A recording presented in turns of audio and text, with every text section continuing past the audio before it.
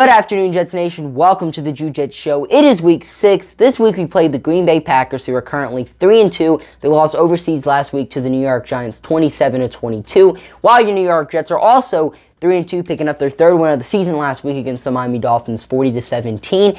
The New York Jets are currently undefeated on the road this year. Can we keep that streak alive? Find out in today's video. Starting off on the defensive side of things, the New York Jets are going up against Aaron Rodgers.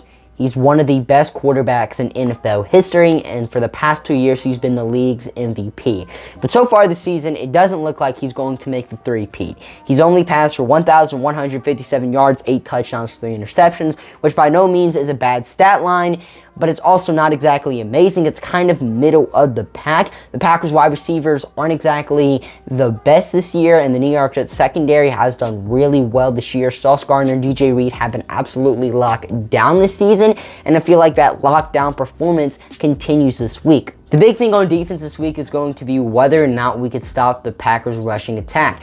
A.J. Dillon, Aaron Jones, one of the most dynamic running back duos in the NFL. And last week, the New York Jets struggled to stop Miami's rushing attack, which heading into last week was one of the worst in the NFL. A reason to why I feel like we struggled to stop the running offense last week was because the New York Jets really weren't expecting a lot of run from the Dolphins. I don't think anybody was, not even Dolphins fans, until Skylar Thompson came in the game. You're not really going to take a lot of chances passing the ball with the 7th round rookie quarterback, and the Dolphins did exactly that. They ran the ball a whole lot, threw the New York Jets off, but in the second half, when we knew their goal was to run the football, we were able to contain them. Although they did pass the ball a lot more in the second half, when they ran it, they really didn't have a lot of success at it. So yeah, Green Bay's probably going to have over 100 yards rushing this week, but I don't feel like the running game is going to completely take over in this one, and I do feel like the New York Jets are able to stop it to an extent. Now, what about our pass rush? The past 2 weeks, the pass rush has been going off. Quentin Williams, Carl Lawson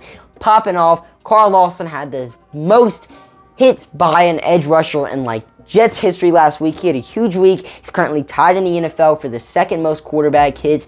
He's been popping off. Quentin Williams has been looking dominant, and the Packers' offensive line definitely isn't bad. I don't feel like we're going to completely take over this game with our pass rush, but I do feel like we are able to get some pressure on Aaron Rodgers. But what about the Jets' offense? Can they do enough in this game to give us the win?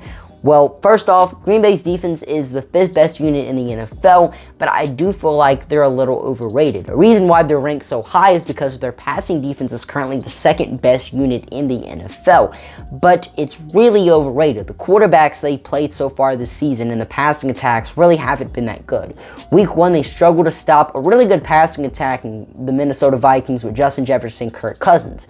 Week 2, they went up against the Chicago Bears, one of the worst passing attacks in the NFL. Week 3, they went against Tom Brady without his top 3 receivers, and he still almost threw for 300 yards.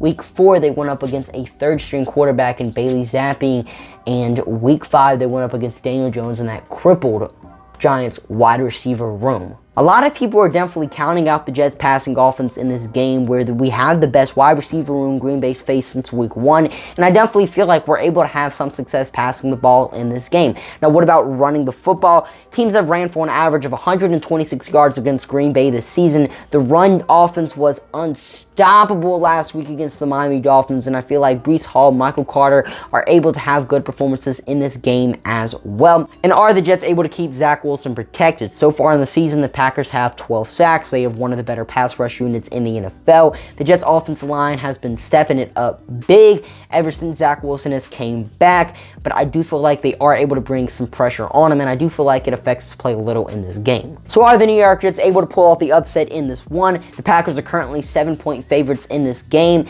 Matt LaFleur has not lost back-to-back games as the Packers head coach. The Packers also have a 3-game win streak over the New York Jets right now in regular season play. But if the New York Jets win this game and Buffalo loses to Kansas City, we become the first place team in the AFC East. The New York Jets are also undefeated on the road this season, and I do feel like that undefeated streak continues in this game, and I feel like the New York Jets get the dub 20-14.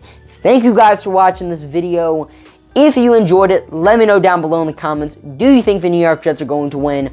Also comment it down below. I'm your host, Drew Jet, signing off for now. See you guys later. Peace.